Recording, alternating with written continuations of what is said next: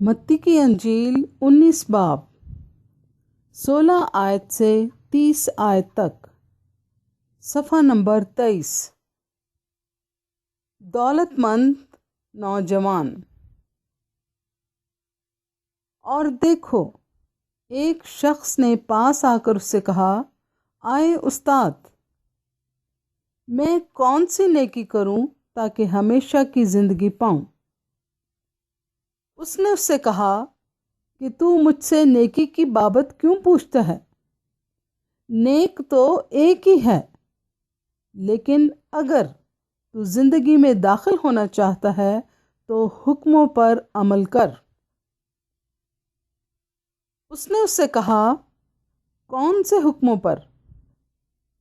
یسوع نے کہا، یہ کہ خون نہ کر، زنا نہ کر، چوری نہ کر، جھوٹی گواہی نہ دے، اپنے باپ کی اور ماں کی عزت کر، اور اپنے پڑوسی سے اپنی مانند محبت رکھ۔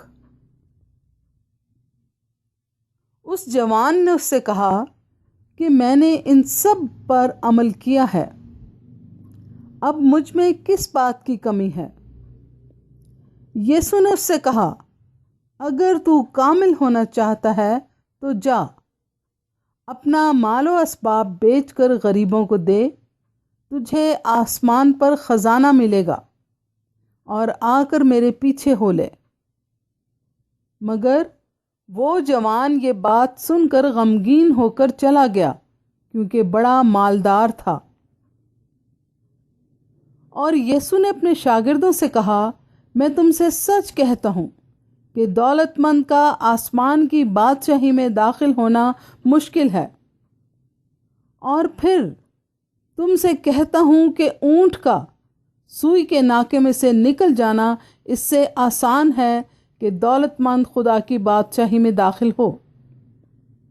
شاگرد یہ سن کر بہت ہی حیران ہوئے اور کہنے لگے کہ پھر کون نجات پا سکتا ہے؟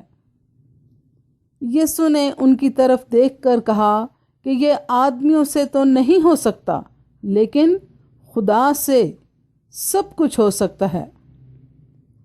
اس پر پطرس نے جواب میں اس سے کہا، دیکھ، ہم تو سب کچھ چھوڑ کر تیرے پیچھے ہو لیے ہیں، بس ہم کو کیا ملے گا؟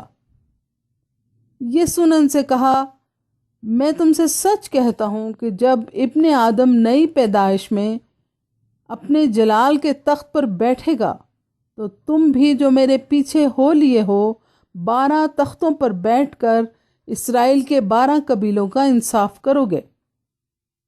اور جس کسی نے گھروں یا بھائیوں یا بہنوں یا باپ یا ماں یا بچوں یا کھیتوں کو میرے نام کی خاطر چھوڑ دیا ہے، اس کو 100 گنا ملے گا اور ہمیشہ کی زندگی کا وارث ہوگا۔